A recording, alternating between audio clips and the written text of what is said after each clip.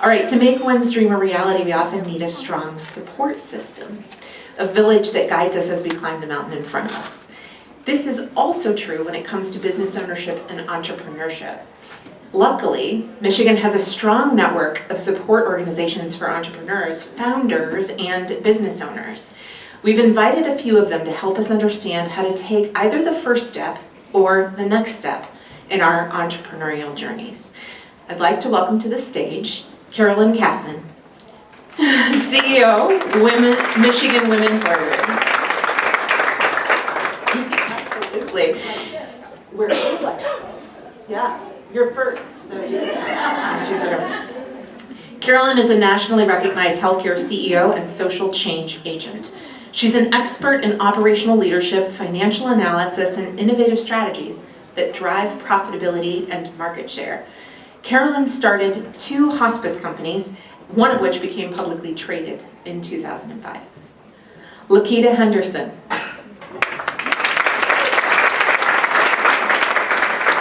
District Director of the United States Small Business Administrators, Michigan District Office. She directs the Michigan District team in implementing the SBA's strategic goals to strengthen and increase the small business ecosystem throughout the state of Michigan by continued relationship building with a network of organizations to reach the small business community and those underserved to ensure the delivery of needed services. Lakita. And Carla Velez Brito, Executive Director of Spring GR. Yes. A local nonprofit that focuses on providing programs designed to remove barriers faced by many entrepreneurs of color. Carla is a collaborative, creative, joyful, and strategic leader helping startups and entrepreneurs create and launch their dream business. And back to the stage, guiding this conversation, is Sarah Scott, our Senior Director of News at MLive Media Group. Ladies.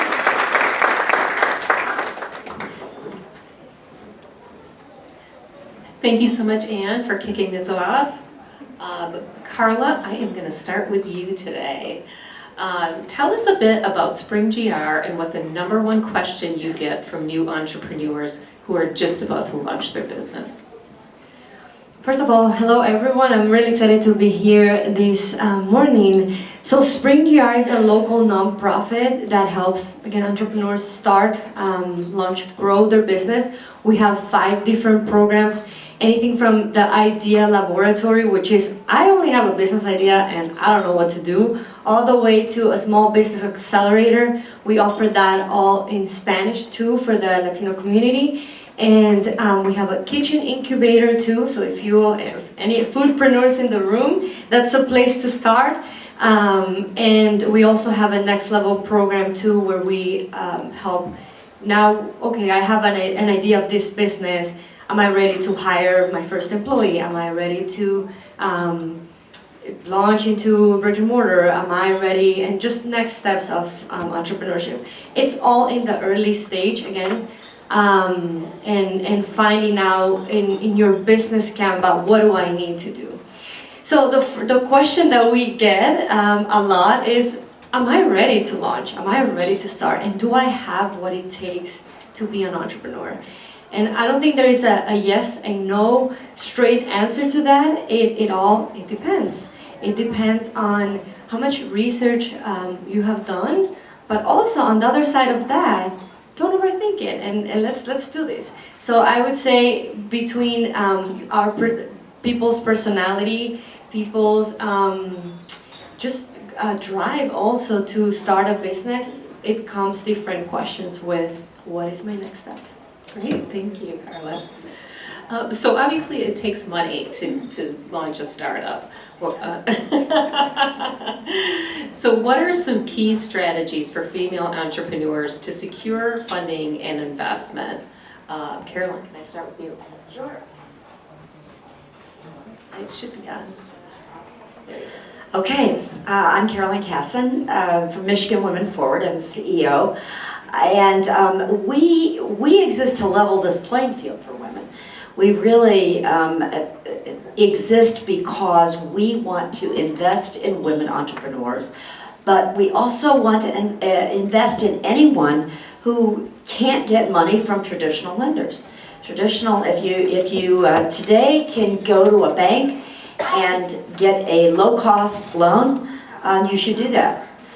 We're an alternative lender, and we're statewide, and our focus is that it often starts with money, but that's just part of the story. Because a lot of it is, what do you know? Are you ready? Just if you're not ready, that's fine. None of us are ever ready. I was never ready for any business I started. But I needed a place to go learn, and it's part of the reasons why I came to, after starting hospice programs for 30 years, I decided that I wanted to transfer a lot of that information that I had learned and how hard it was to do it out there by yourself, so that we could share what you need to know to have a successful business. Starting a business isn't all that hard.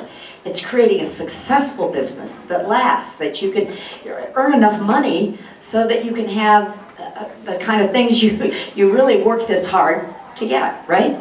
And so that's really what we do at MWF, and we also try to create a network. And I think Judy Welch is over there somewhere. I don't know where she is. Oh, she probably went to the bathroom. But no, there she is. but Judy really helped me build Michigan Women Forward as a statewide organization. She led the team over here in Grand Rapids. So if there's anything I didn't answer, you check with her. We're really an organization of women helping women and women investing in women. Lakita, any thoughts on that? And I don't think she's tooting her horn enough, because Carolyn Michigan Women Forward is an outstanding organization, because you're CDFI, correct? And meaning she's a mission-based lender, meaning she provides funding to underserved. Her sole job is to lend to an underserved community. And she's in the southeastern, she's in Detroit and here. So her organization not only does that, but you also do technical assistance too, correct? Absolutely. And she does financial literacy. And do you do credit also? We do. See, okay. We do anything that I couldn't do. I know you need to know it. Okay, this is my organization that I'm telling you. And what about the SBA? Aren't you going to talk about the SBA? Yeah, we're going to talk about that too. We're going to talk about that too, but because I know her organization, because SBA sends people, she's one of our partners, and that's why she's part of our ecosystem. And am I supposed to talk about the SBA? What was my question? I don't even know. But I have a question. No, I think that's actually a great Okay, that's why I wanted to transition make into the sure you SBA. understand what Michigan Women Forward does, because a lot of times when we talk, we don't tell you all the nuts and bolts of what we do, because we have so much time, we need to get stuff out, but you don't understand everything, all the aspects of what we do, and sometimes we miss it, and you don't understand the impacts we make in the community, and you go, oh, okay, I heard Carolyn talk about it, but you don't know all she does. She'll take you from the A to Z. She'll help you figure out your credit, understand your credit, because when people say to you, access to capital, SBA will say, let me help you with access to capital. A lot of times people don't understand what is access to capital. I can go get you a loan, but I can't help you get a loan if your credit score is 580, 480. She can help you get your credit score up and help you get to that loan you need. And that may mean starting at a micro loan till you're able to get the bigger loan. Okay, we can. Let's talk a little bit more, let's go a little deeper into that, because it sounds like the SBA and Michigan Women Forward kind of work in tandem. So what is that relationship? Yeah, what does that relationship look like? SBA has a relationship. Well, first of all, SBA is an administration that is celebrating its 71st anniversary in July of this year. And our whole goal was to level the playing field for small businesses. We have what we call, we're one of the smallest agencies in the federal government. We can't go out and meet everyone door to door. So what we have are relationships. And we have what we call resource partners. Small business development centers you may have heard of. Women's business centers. Matter of fact, our women's business centers are Great Lakes Women's Business Center Council was just named the #1 women's business center in the nation yesterday. They received an award in DC. And we fund them to provide training. We have VBOX, and we have our other partners such as Michigan Women Forward, and they're part of our ecosystem that works to provide counseling to small businesses because we can't do it all. I'm responsible for every small business, all 900,000 in the state of Michigan, all 83 counties in the state of Michigan. I have 7 employees. So I must depend on the organizations around the state of Michigan to help us reach out to you to get the services that you need. And so Carolyn's organization is one of those organizations. And we call this our ecosystem because these are our trusted partners who we trust to provide you the counseling and technical assistance as well as lending. And that includes our lending partners around the state, our micro lenders, our CDCs, and our big banks as well. And so our relationships with her are invaluable. And we talk and we know each other. And if a small business person comes to me, needs assistance, I send them to Carolyn. I send them to Aisha Maxwell at Access. I send them to other organizations saying, hey, I have this person who needs assistance, and I trust that they're going to do what they need to do. Now, many small businesses are like, where do I go? Where do I go? We believe that within our community, within our ecosystem, we have a level of trust that no matter where you go, SBA believes that our partners will take care of you wherever your need is. And Carolyn, if she can't provide you the service you need, she's not just going to hold on to you. She's going to go within her partners and say, okay, you need this. Then she's going to send you to, maybe it's the SBDC you need to go to. Maybe it's the Great Lakes Women's Business Center you need to go to. But you can best believe you're going to be sent to someone who can provide you the service that you need. You're not just going to be left to fledgle in the wind without receiving any type of services. We do believe at the SBA we are the catalyst for anything that's all small business. But we don't say you have to come to us to get the service that you need. We just want you to get services.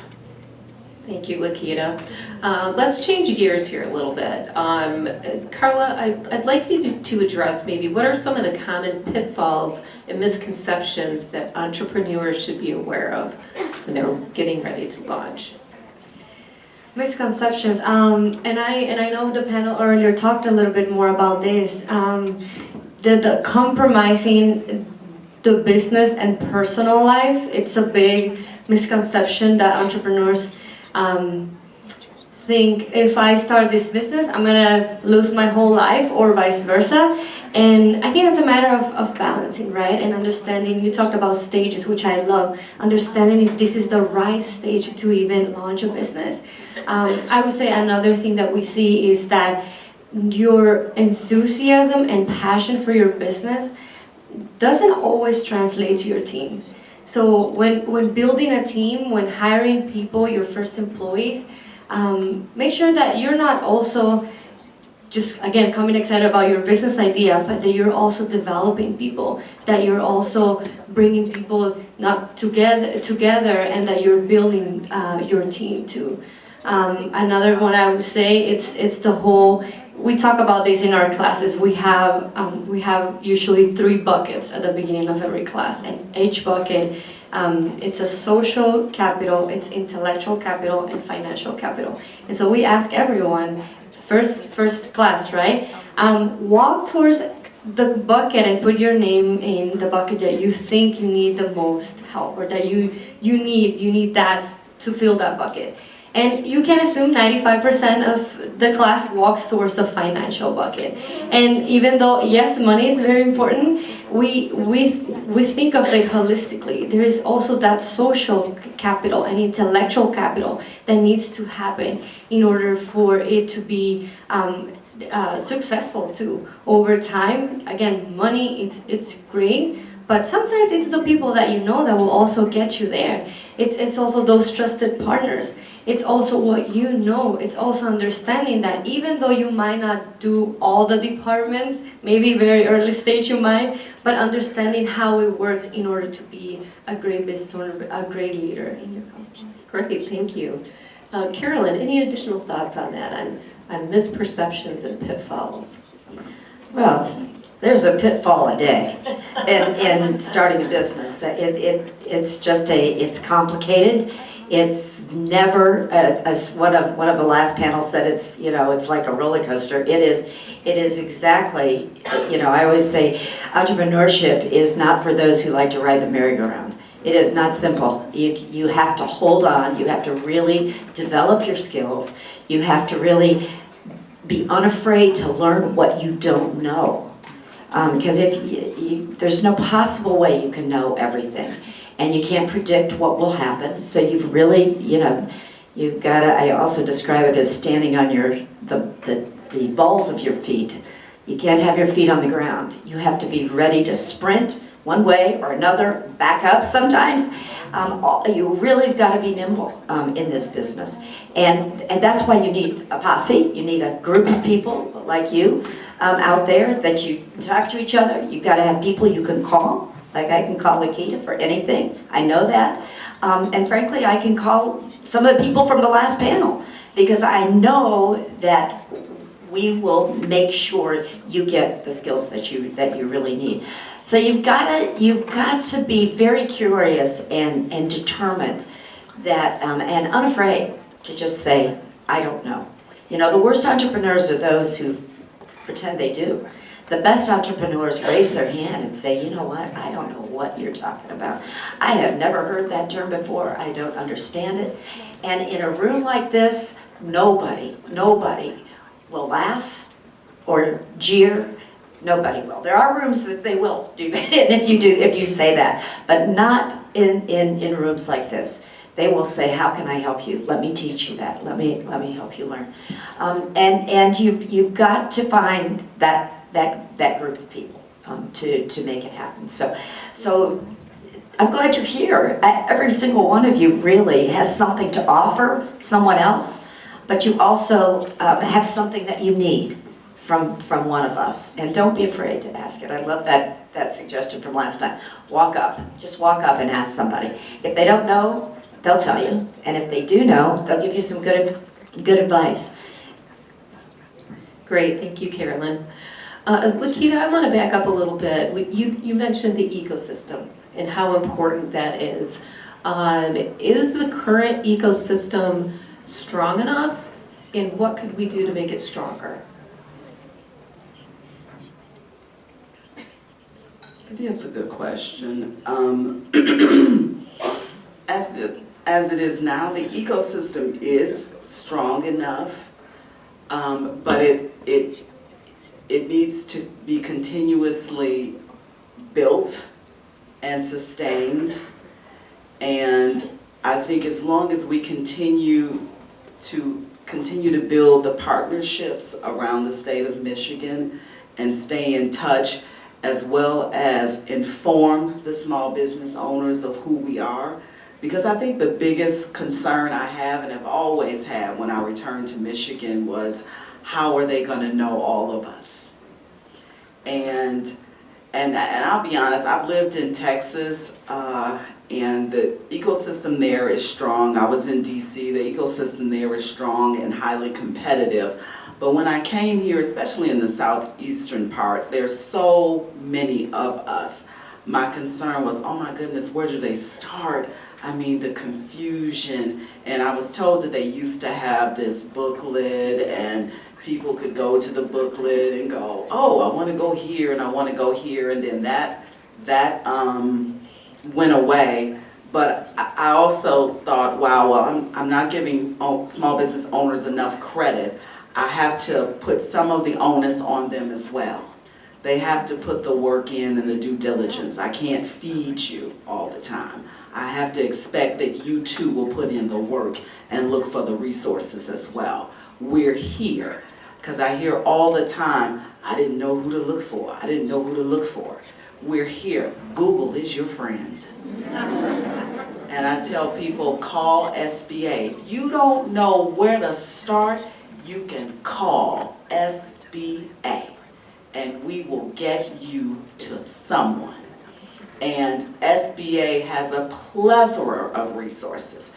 And once we get you in the system, connect you with someone, that someone has resources to connect you with, and that someone has someone to connect you with. All you need to do is get connected one time, and you will be connected to that ecosystem of hundreds and hundreds of resources. You just need to get connected. It just gets me a little frustrated when I hear an owner, and SBA just did a large research trying to see how the ecosystem is. And there was a husband and wife in Flint who have had a restaurant for 15 years, have never had any resources and have been struggling for 15 years and have never had a loan, and they said they've never knew of anyone to call for 15 years. And where have you been? Are you an ostrich? And this is what makes me go, what do I need to do?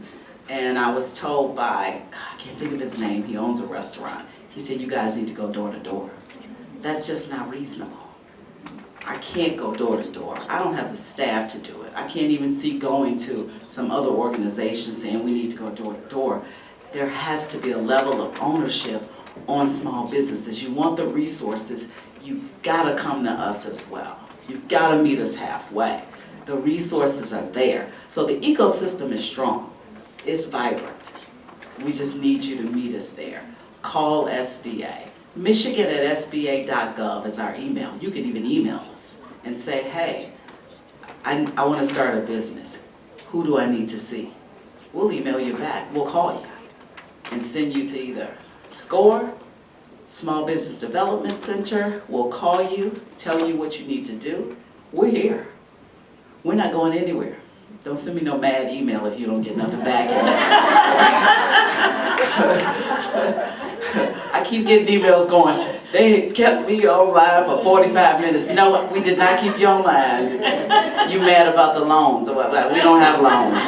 Okay, thank you. Thank you, that's great. How can entrepreneurs leverage mentorships and advisory services as valuable resources for guidance and expertise? Carla, thoughts? Well, I'm gonna pick up what you just said. SCORE. SCORE is also everywhere in the U.S. I moved from Massachusetts, so we work closely with SCORE, and SCORE are free mentors.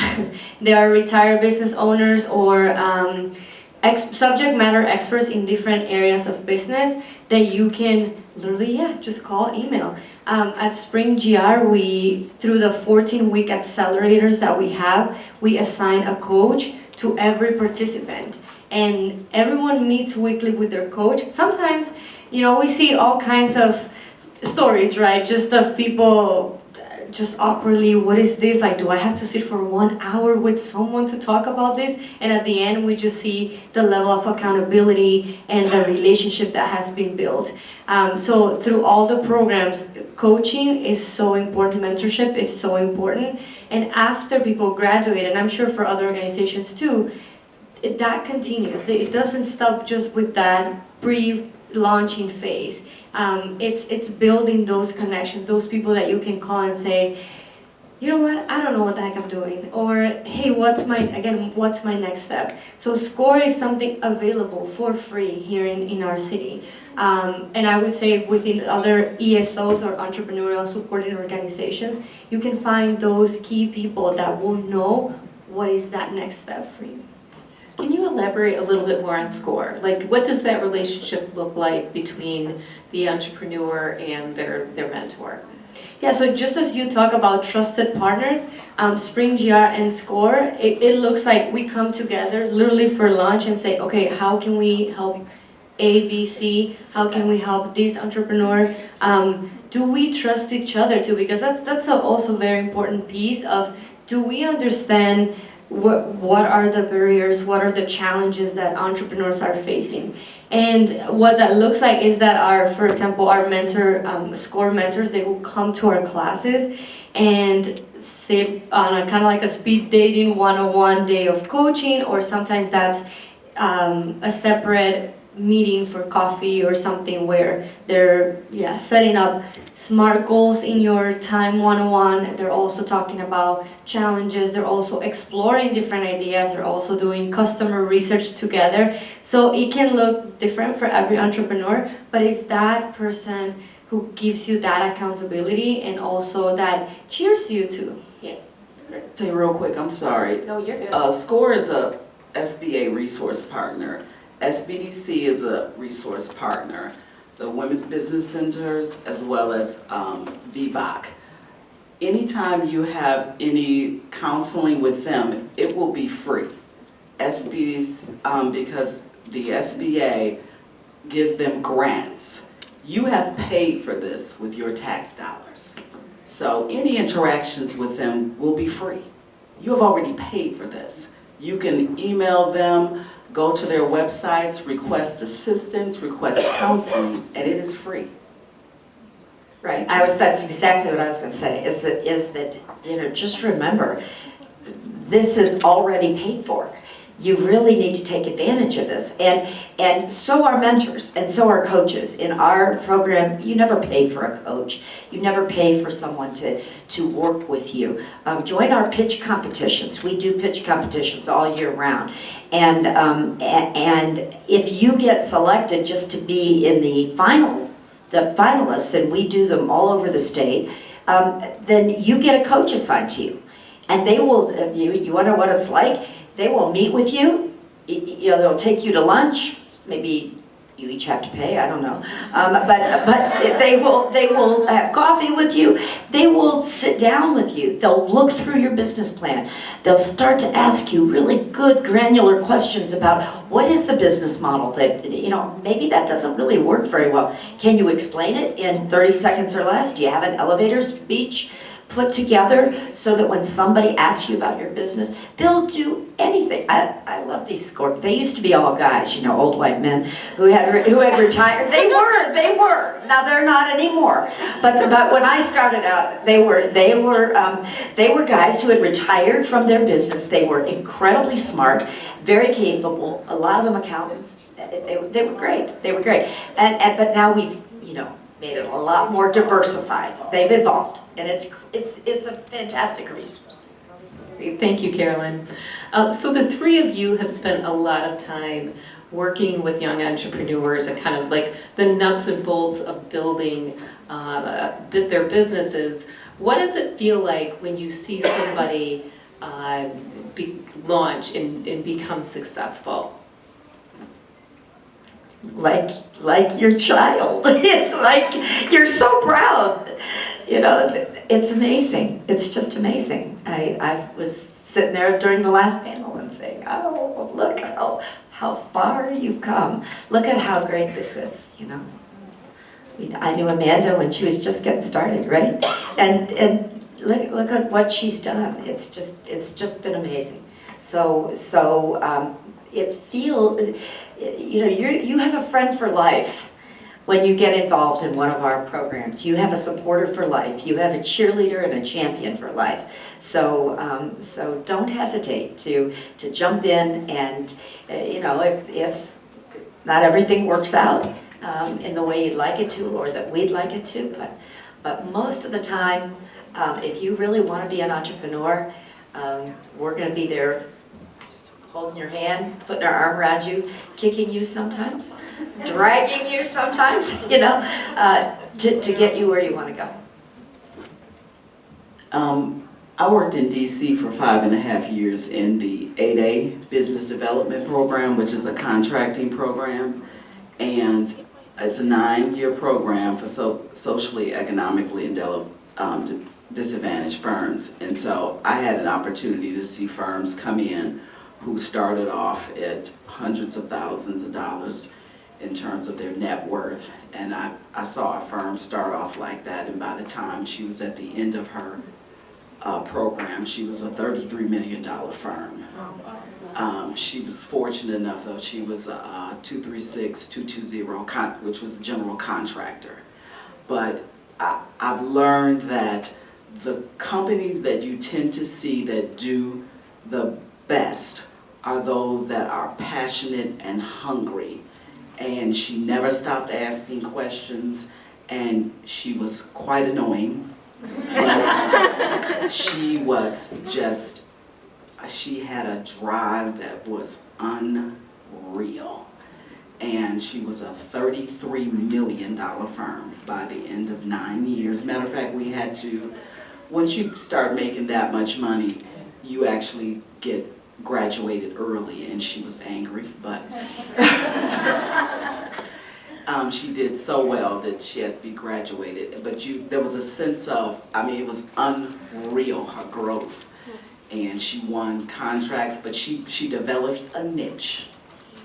She developed a niche that nobody else was doing, because I remember other firms who were in contracting would say, oh, I just do contracting. And see, if you look at yourself like that, I just do contracting, you'll never be successful. She developed a niche of curbs, and nobody was doing curbs like her. She was doing curbs, and she became the curb lady. And so she became a $33 million firm, graduated, and she was phenomenal. And and it was unreal to see someone do that. I've never seen anybody do that before. I've seen, a $100,000 firm become a $5 million firm, $10 million firm, but I'd never seen anybody grow like that in 9 years. So it was great. She was quite persistent, and she was annoying, but she did great. She did great. But she had what it took. She had the squeaky wheel. She was a squeaky wheel. So, but it's great to see people do that, and that's why I said, know your passion, know what you want to sell. One of the people on the panel said, make sure that people are buying what you're selling, because I see that a lot of times. I'm going to sell this. Well, is anybody buying it? Oh, I never looked into that. Well, that usually helps. But, have a passion for what you're doing. Look into the research. The SBDC will look into what you're thinking about selling. They'll do the market research for you. They'll tell you if it's a good ideal or not. They'll even look into the location where you're thinking about setting up shop. They'll tell you if it's not a good ideal. They'll tell you what used to be there before and if it did well. They'll tell you if it closed. Do your research. All the tools are there to help you look for the things that you need to do. I'm telling you, everything is there for you. Everything. Carla, thoughts on that? Yes, I was going to add on that feeling of launching, right? So through these accelerators, we see 3 different outcomes. One is that entrepreneur that is ready to launch, and we cheer, we throw a party, we're excited. The second one, it's someone that pivots completely their business idea. And I think that through those weeks, or just through tapping into your different business plan, right? You realize, you know what, this is not what I want to do. Or actually, let me tweak a couple of things here. So that pivoting of ideas, it's also something that we celebrate. And then the third one is those who say, you know what, this is not for me. And we also celebrate that person because we realize that they have also saved a lot of money, time, energy. Maybe they have saved their family by just saying no to that. So it's 3 different outcomes that we celebrate, the 3 of them, knowing that it really needs to fit what you want in your purpose in life. How do they get to that point where they decide that it's not for them? We talk a lot about mental health, the obstacles, the challenges, and some people realize, so we had one entrepreneur that said, you know what, I don't want to miss my son's football games, and I want to be present. Or, you know what, I have a little one right now, and I want to take more time off. And just looking through everything that's ahead, I don't think this is the right time. And sometimes, again, people come back to it. And for some that don't come back to it, they still say, you know what, I still learn some of the skills that I can use in my job, and I can be an entrepreneur. I know how to negotiate even my salary at my current job, or I know I can bring these skills that I can develop. So it's either even choosing to be an entrepreneur or realizing that it's a different stage, and both are valid.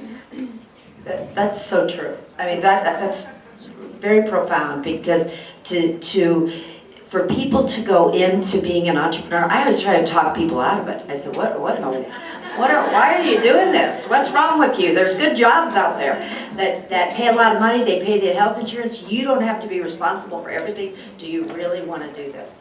A lot of people don't realize that, there's nobody to look around. If you've only had a job before, your check probably cashed every 2 weeks. As an entrepreneur, you have to create that cash by selling products, and that's a certain kind of person. I think the best thing to do is to play it out and to figure out, is this really what you want to do? If you still are, by the end time I get done talking to you about all the things you can do, you want to do it, I will be there for you. Because I know you understand the reality of being an entrepreneur, which is a really scary business. It's jumping off it's like a high wire, every day is a high wire act, right, Michelle? Yes, it is. Great. Well, thank you, everyone. This has been a fantastic conversation. And do we have any time for questions from the audience?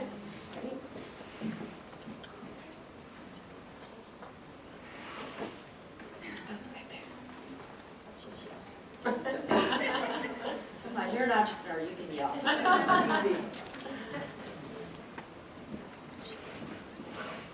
Thank you, ladies, for the information. I'm Kim Zymek from Automotive Women's Alliance Foundation, and I have a question for Carolyn, because I've known Carolyn we cover up the gray. I've known Carolyn for a long time, and so my question for Carolyn is, what, during your journey of MWF, has been the most impactful challenge you had to get through? Well, the people who worked for me, I think, would say that I started out going back to, when I went back to the nonprofit world, that I still thought I ran a publicly traded company. I still thought that I had thousands of employees, and I really didn't understand the scale. That was impactful. And then the other thing that was incredibly impactful was when we hit on this idea that the best way to transform the entrepreneurial ecosystem is to start at the ground level. And it really came to me, it was actually in a drive back from either Grand Rapids or Kalamazoo, I can't remember where I was driving back from, but I know I was on the highway, and I said, if we don't focus, we're gonna be like a small business that kind of fails ourselves. And so, we decided to kind of get rid of a lot of other things that we used to be doing and focus in on that first step of the ladder. If we can get women, people of color, anybody who can't get a loan anywhere else on that first step of the ladder. And it was like a little epiphany for me. And I came back and I told the board, I said, we're gonna focus on this micro-lending thing. We're gonna stay the course. Everybody else is gonna try to talk us into doing this. And we used to do a lot of girls programs. We used to do some wonderful programs. But I said, we gotta quit doing all that and we gotta do this. And I remember leaving that board meeting, and they were like, yeah, that's it, we're gonna do it, and so we did the kind of big hug and we decided, and we've stayed on that path ever since, and it's been really successful. So thank you for letting me recount that, because that's, it's when you see the vision clearly in your own mind, and then don't lose it. Ladies, do not lose it. Keep that vision, get up every morning and remind yourself why you're doing this. And that was kind of the epiphany for me. And I'm still doing it, you know. I was gonna, you know, remember this job I was just doing it for fun for a few years. And here I am, 12 years later, you know, I'm doing it. This is the game-changing idea, I think, for our state. You know, I'll just stick with the state because I'm the nation, I don't know. But it's definitely in this state, we have to quit focusing on, you know, bringing companies in from China. We need to focus on building from within and starting with the people in this room and getting you to the point where you're the $33 million. If we had a $33 million company that every one of you started, this economy, people would move here, people would stay here, and we would have a wealthy state.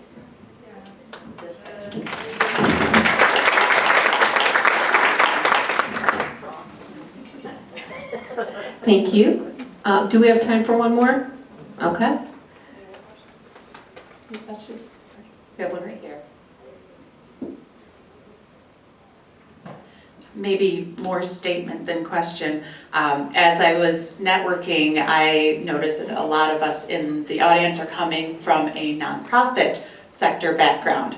And you know, at first glance, it's easy to go, oh, what does entrepreneurship have to do with you know, people are just gonna throw money at me, right? Just call it Bill Gates, you know Bill Gates, right? But exactly. There is a lot of overlap and a lot of correlation in, I mean, everything from structure and operating, you know, even just basic money, budgeting, and you know, those kinds of things that are really valuable, whether for-profit or nonprofit sector. I spent some time working for Grand Rapids Opportunities for Women is how I got to meet a lot of you guys and some of our speakers too. And that has really stuck with me in my nonprofit journey, that yes, that ultimately it is still a business, and there are resources that are valuable for us as well.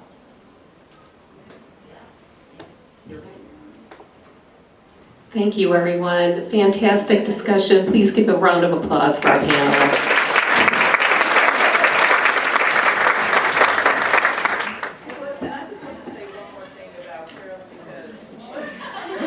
Do it. No, Do it. No, do it. just one more thing about how she's such an advocate. Last year, Carolyn got the MEDC, the governor, to commit, how much, 10 million? What was it, Carolyn? $10 million for women?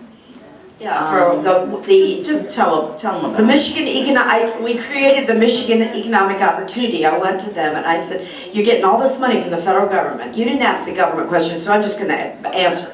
And we love this because we believe the government ought to help us level the playing field. And that's what the SBA is about. But we went to them and asked them to invest in small businesses, micro businesses, 10 or less, 10 or fewer people will work there. That's where our money, our tax dollars ought to be going. And they agreed.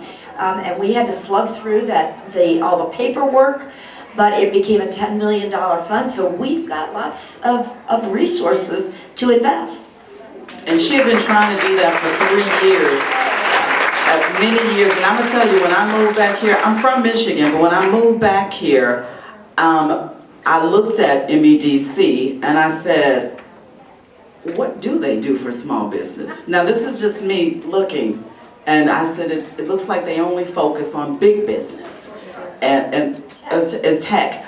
But if you notice now, they have a very big focus on small business. They've done a total transition. They even have a dedicated manager, Amy Rencher, is now focused on small business. So they're paying attention to small business, and they're putting their money where their mouth is. And so there's a transformation going on at MBDC. So just so you know, it's starting from the top all the way down to the bottom now. So kudos to Michigan.